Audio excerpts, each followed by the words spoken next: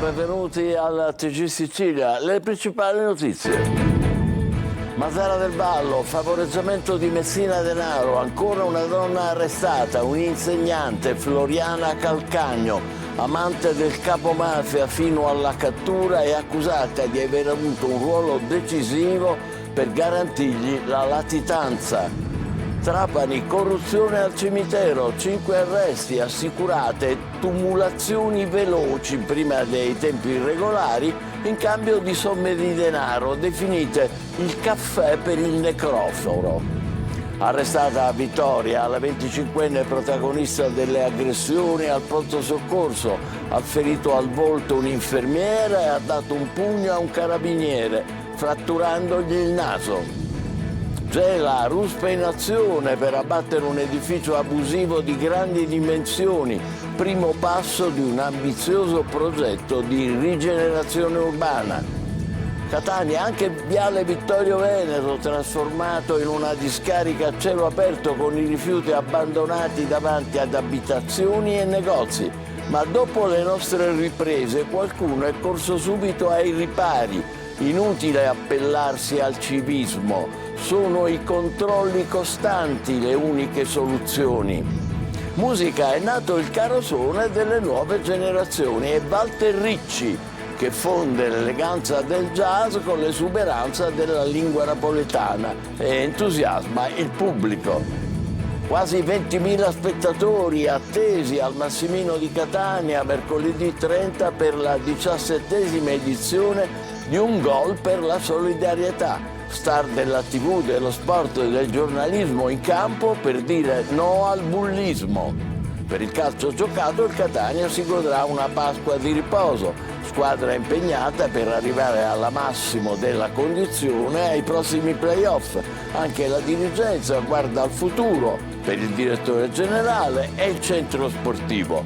Il Trapani vince la seconda partita consecutiva. Bentrovati, riservano ancora nuove sorprese le indagini sulla latitanza di Messina Denaro. Spunta l'ennesima amica, amante e favoreggiatrice. A incastrarla anche la gelosia della donna storica del boss. Il servizio di Lorena Dolci. Una massa di capelli scuri e occhiali neri lei, cappello e foulard rosso al collo per lui. Una coppia di amanti che si incontra furtiva. Ma quell'uomo era ancora la primula rossa della mafia, Matteo Messina Denaro. La donna è un'insegnante di matematica in un liceo di Mazara del Vallo, Floriana Calcagno, per i magistrati che ne hanno chiesto l'arresto, amante e favoreggiatrice del boss. Il suo nome era entrato nelle indagini all'indomani dell'arresto, quando lei stessa aveva detto di averlo incontrato una volta sola. Ma le indagini del Sisco e del Rosso, coordinate dalla Procura di Palermo, hanno ricostruito una frequentazione ben più assidua e importante.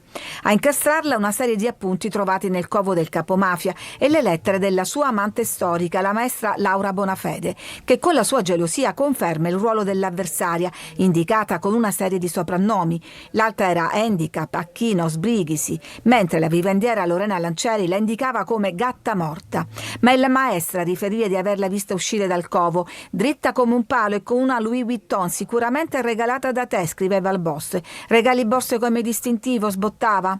Amante, ma non solo. Floriana Calcagna, oggi quasi cinquantenne, avrebbe avuto un ruolo decisivo negli ultimi mesi della latitanza del boss, sia come staffetta sia come possina nella consegna di qualcosa di importante. Dall'estate del 2022, quando la malattia del boss era ormai conclamata, i due facevano vita normale, lui la prelevava a scuola, le videocamere li hanno ripresi insieme sull'auto, si spostavano da un comune all'altro, andavano al ristorante.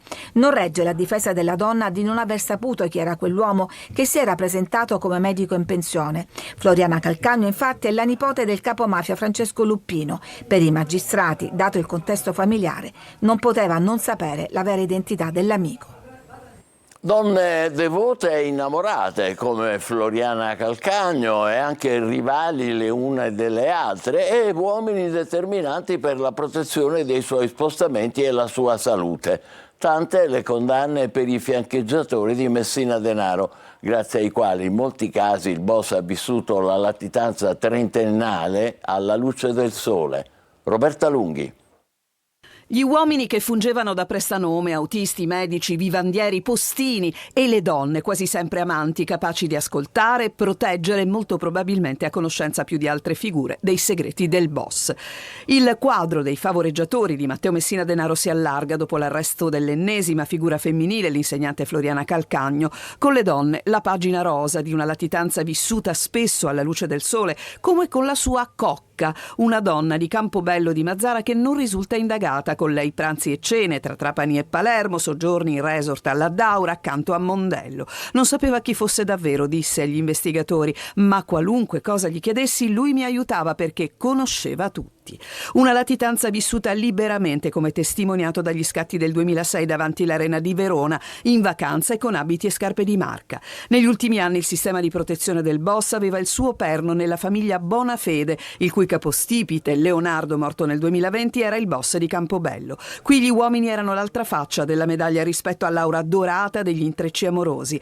C'era il prestanome Andrea Bonafede, condannato a 14 anni, poi l'omonimo nipote che era il postino delle richieste mediche del boss. Emanuele Bonafede e Lorena Lancieri erano gli attenti vivandieri, entrambi condannati, e poi lei, Laura Bonafede, l'insegnante di Campobello, che è stata condannata a 11 anni e 4 mesi per avere favorito la latitanza di quell'uomo educato e spiritoso descritto in aula prima della sentenza. A 9 anni la condanna per Giovanni Lupino, l'autista del boss. Un uomo chiave per la sua salute è stato il medico Alfonso Tumbarello, per il quale il PM della DDA di Palermo ha chiesto 18 anni. La sentenza al Tribunale di Marsale è attesa per il 7 maggio. Le altre notizie: scandalo al cimitero di Trapani, 5 le persone arrestate, 16 gli indagati. Lo scandalo è stato svelato dopo 3 anni di indagini scattate in seguito alla denuncia di un dirigente del comune, Laura Spanò.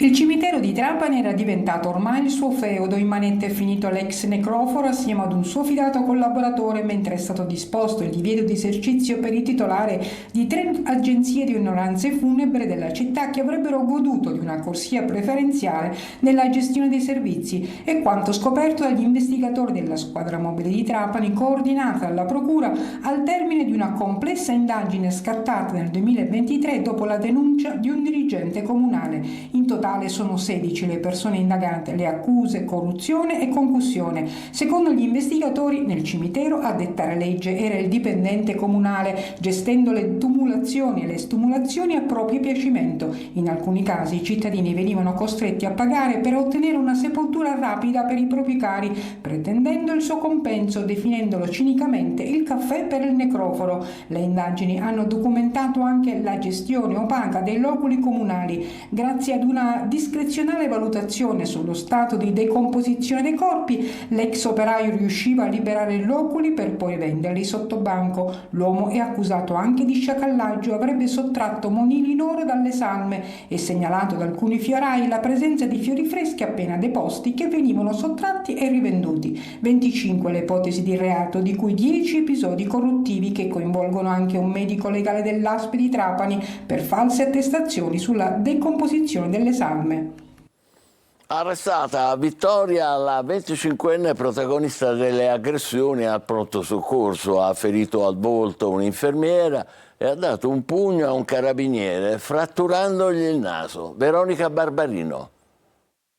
È stata arrestata la donna 25enne che domenica mattina al pronto soccorso dell'ospedale di Vittoria ha aggredito fisicamente con sputi e insulti un'infermiera che l'aveva accolta e uno dei 2 carabinieri intervenuti. L'infermiera ha ricevuto una prognosi di 6 giorni, mentre il carabiniere a cui è stato sferrato un pugno ha subito frattura del naso e un trauma facciale guaribile in 20 giorni. A poco tempo dall'aggressione in guardia medica di Ragusa al medico di turno, ancora scene di Far West nelle strutture sanitarie della provincia Iblea. Gli operatori sanitari sono ormai stanchi di subire continuamente violenza da parte di esagitati che non riescono a capire che siamo a servizio della cittadinanza, siamo a servizio dell'uomo. Noi continueremo a batterci per avere un posto fisso di polizia in ogni presidio ospedaliero, perché questo potrà essere sicuramente sia una tutela per i lavoratori della sanità e sia un deterrente per i violenti. Anche i vertici dell'ASP ragusana condannano il gravissimo episodio di violenza, ribadendo che nessuno può rischiare l'incolumità fisica nell'esercizio della propria funzione. Francofonte nel siracusano trasformato in Far West da due bande rivali che volevano controllare il territorio. 5 uomini finiti in manette con l'accusa di 3 tentati omicidi. Luca Ciliberti.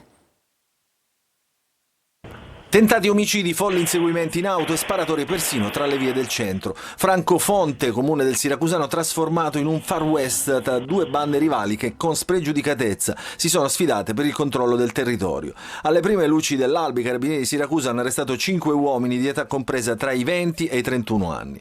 Le indagini sono scattate nella seconda parte del 2024 a seguito di 3 tentati omicidi tra agosto e ottobre. Episodi che avevano seminato il panico in paese. La complessa attività investigativa svolta attraverso servizi di osservazione, controllo e pedinamento, filmati di videosorveglianza e accertamenti biologici ha avuto una difficoltà ulteriore perché gli investigatori sono stati costretti a muoversi, così scrivono nell'ordinanza, in un clima di assoluta omertà. Le perquisizioni effettuate a casa di uno dei 5 arrestati hanno permesso di rinvenire e sequestrare un fucile poi risultato rubato, munizioni di vario calibro e 26 grammi di marijuana. 3 dei 5 arrestati sono stati bloccati a Francofonte e a Tivoli, in provincia di Roma. Altri 2 erano già detenuti a Ragusa e a Caltagirone per altri reati. Indagini a Palermo sulla dinamica dell'incidente costata la vita al piccolo Thomas di soli 4 anni, schiantatosi contro un muro mentre era a bordo di una minimoto. La relazione della Polizia Municipale potrebbe portare a un'incriminazione per i genitori. Maglio Viola. Rischia un'imputazione che potrà andare dall'omesso controllo fino all'omicidio colposo. Il padre del piccolo Thomas Viviano, morto a 4 anni dopo quasi 5 giorni di agonia, dopo essersi schiantato con una minimoto contro un muro nel quartiere palermitano di Bocca di Falco. La relazione della Polizia Municipale non lascia molti dubbi sulla presenza di responsabilità oggettiva da parte dei genitori. La minimoto non poteva essere accesa dal bambino autonomamente, dunque c'è stato un adulto nelle prime fasi della vicenda a mettere il mezzo nelle condizioni di circolare. Sulla stessa minimoto erano state montate rotelle laterali del tipo usato nelle biciclette per l'infanzia per insegnare ai bambini l'equilibrio sulla bicicletta, rotelle non previste certamente per un mezzo del genere. Ancora, la minimoto non poteva circolare su strada, quindi nella migliore delle ipotesi c'è comunque l'omesso controllo sul minore da parte della famiglia. Intanto è stata restituita alla famiglia la salma del piccolo Thomas, morto all'ospedale dei bambini dopo vari tentativi di salvarlo. Il tutto per organizzare i funerali che dovrebbero tenersi in questi giorni. La notifica ufficiale dell'atto di imputazione potrebbe arrivare soltanto domani o addirittura mercoledì, dopo la celebrazione delle esequie. I carabinieri di Palermo hanno denunciato 111 persone in via Brigata Aosta, tra i residenti del cosiddetto Palazzo di Ferro. I reati contestati sono i più vari: furto di energia elettrica, invasione di edifici, guida senza patente, esercizio abusivo del ruolo di parcheggiatore, fino al furto aggravato di generi alimentari in un supermercato. Gela, con le ruspe in azione nel cuore di Viale Umbria, parte un ambizioso piano di rigenerazione urbana che punta a restituire dignità a un pezzo dimenticato della città. Gerry Italia. Ruspe in azione in via Umbria, dove è stato abbattuto un complesso abusivo di grandi dimensioni, primo passo di un ambizioso progetto di rigenerazione urbana. L'area coinvolta è quella di via Falcone, dove un tempo sorgeva lo scalo ferroviario cittadino, uno snodo logistico oggi abbandonato ma al centro di un piano di rilancio che punta su cultura, verde e memoria storica. A seguire l'intervento il sindaco Terenziano Di Stefano e il procuratore generale Fabio Danna insieme ai vertici delle forze dell'ordine. La prima importante esecuzione immobiliare che facciamo ai danni di un immobile con la demolizione dell'immobile è solamente il primo passo. Speriamo che sia il primo di tanti altri passi per restituire alla collettività gelese degli spazi che gli appartengono e che sono sottratti in maniera indebita. Con i 5 milioni di euro del programma Qualità Abitare, nella zona nasceranno un giardino lineare, spazi culturali e percorsi di visita per valorizzare l'area archeologica. Durante i recenti scavi sono riemersi resti archeologici di grande valore, un santuario del IV secolo a.C. e strutture murarie di un insediamento abitativo, un patrimonio finora rimasto nascosto sotto l'incuria. Come amministrazione comunale abbiamo detto in campagna elettorale e lo stiamo portando avanti. Questo coincide anche con il finanziamento del PNRR per la riqualificazione dell'area dell'ex stazione ferroviaria che termina proprio qui, dove sorgerà una piazza a disposizione di tutti i residenti del quartiere e non solo. Quindi diciamo, con la legalità ridiamo gli spazi ai cittadini. Un intervento atteso per quasi 15 anni, ma adesso, dove c'erano cemento e degrado, torneranno storia, identità e bellezza.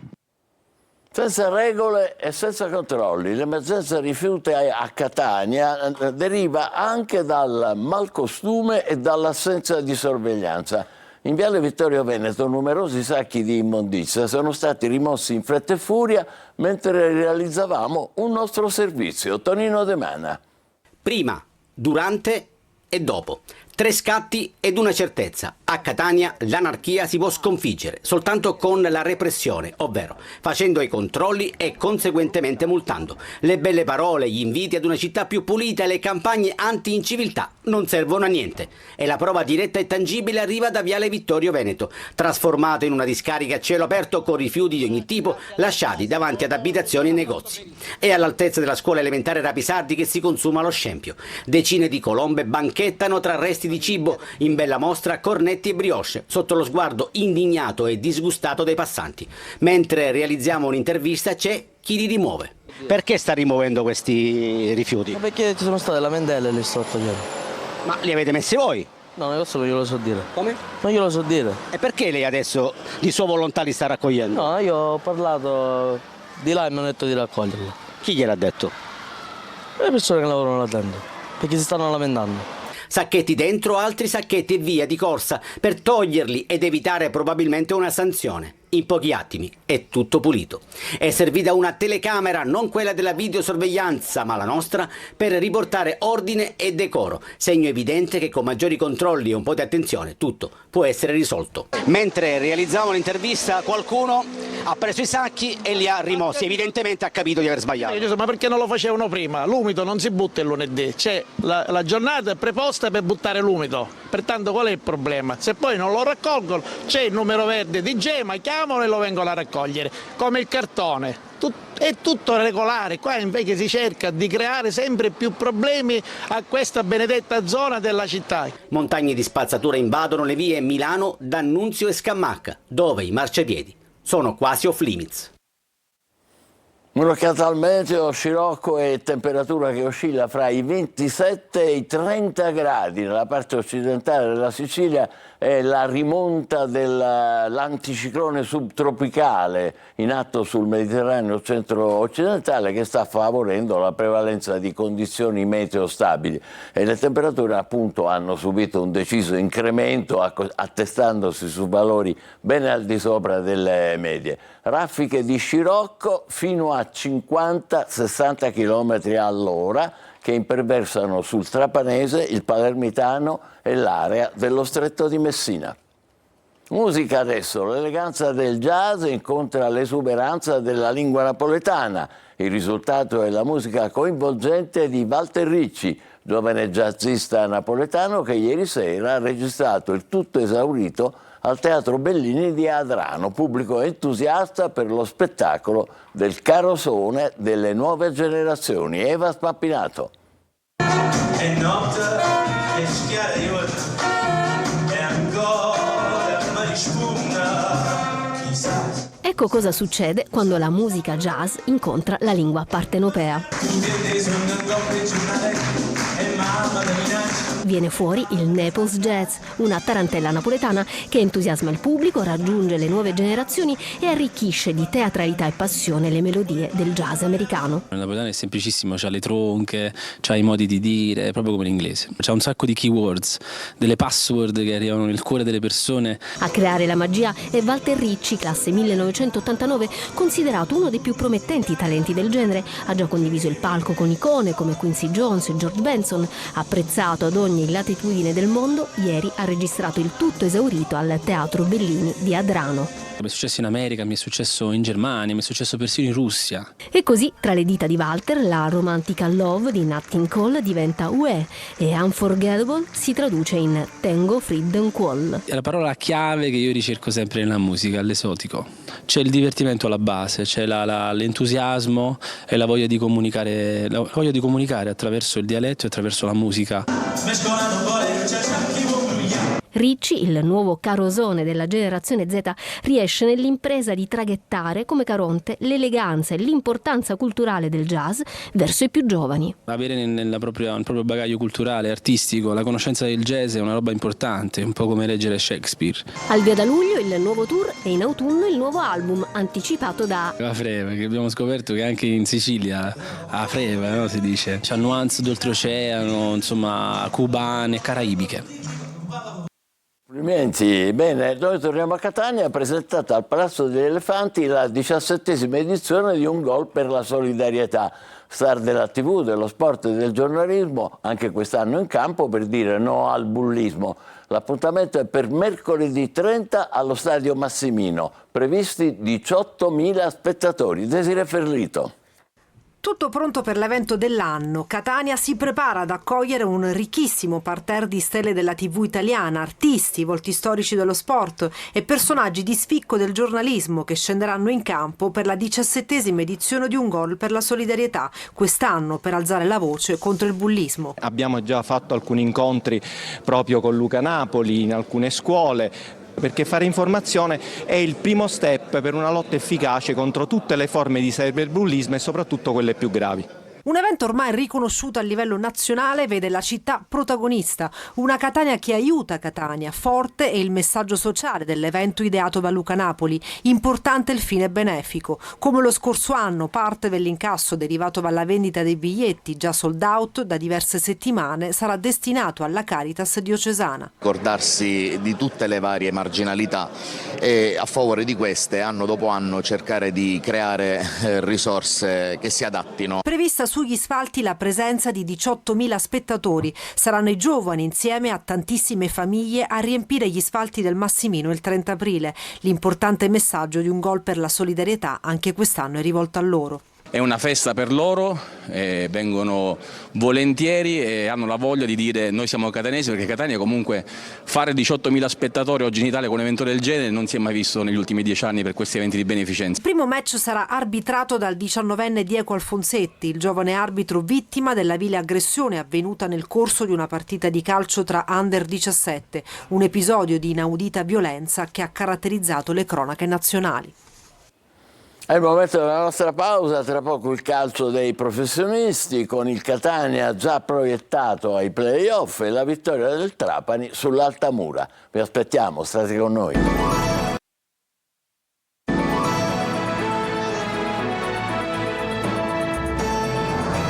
Il Catania prepara una settimana diversa dal solito. I rossazzurri riposeranno nel prossimo turno guardando alle avversarie dirette, mentre la società approfitterà della sosta per dare contorno al futuro. Marco Carli. Una pausa di lavoro e con l'obiettivo ben chiaro per la squadra, innanzitutto, che non giocherà nel penultimo turno di campionato, ma che non vuole perdere quello che è stato seminato finora, soprattutto in trasferta, ma anche per recuperare un ultimo importante tassello, Guglielmotti, ovviamente in vista di un graduale reinserimento. La prestazione a cava di Inglese, soprattutto in avvio di partita, fa capire che il lavoro svolto per portare l'attaccante alla migliore condizione in avvio di playoff sembra giusto. Con un ulteriore recupero la rosa sarebbe quasi al completo, in vista dell'ultima partita di stagione regolare a Potenza, dove tornerà Di Tacchio mentre sarà assente Quaini per squalifica. A proposito dei lucani, sia loro che il Benevento hanno vinto, il Potenza con la Casertana facendo fra parentesi un favore anche al Messina, i Sanniti invece in casa del Cerignola avvicinando ulteriormente l'Avellino alla promozione diretta. Potenza e Benevento si piazzano a un punto dagli etnei nella corsa playoff, ma avranno una partita in più con i lucani prima a Latina e poi appunto in casa col Catania e i campani col Trapani e poi a Giuliano. Tabelle che al momento non fa toscano preoccupato più che altro di portare la squadra in clima playoff sia per condizione che per mentalità. La pausa servirà anche alla proprietà, come detto nei giorni scorsi, con la situazione Torre del Grifo, che sarà d'attualità probabilmente subito dopo l'asta, e con il DG Zarbano, che dovrebbe diventare ufficiale dopo Pasqua. Pausa importante dunque per tutti i settori del club. Il Catania prova a farsi trovare pronto per i playoff e per il futuro. Successo convincente del Trapani sul team Altamura, servizio di Franco Camarasana. Riconquista il provinciale il Trapani, dove non vinceva dal 1° febbraio. Lo fa a spese del team Altamura, alla quarta sconfitta consecutiva e incapace di opporre una valida resistenza ai Granata. Partita e giocatori condizionati da un violento vento di scirocco, spettacolo non esaltante di conseguenza sul piano tecnico. Dopo mezz'ora priva di emozioni, il risultato si sblocca al 32esimo quando il portiere viola interviene erroneamente su Anatrello dopo aver respinto un tiro di Ruggiero. Dagli 11 metri trasforma il calcio di rigore il tedesco Kragl con un violento sinistro. Il raddoppio Granata appena inizia la ripresa ad opera di Silvestri, lecito a spingere la palla in rete sugli sviluppi di un calcio d'angolo. Reazione molto tiepida da parte dei pugliesi, rimasti in 10 alla mezz'ora per un infortunio di Granformina, dopo che erano stati operati 5 cambi. Per il Trapani una vittoria che ne consolida la classifica, evidenziando anche una certa crescita del sistema difensivo. Ci fermiamo qui, grazie, buon pomeriggio.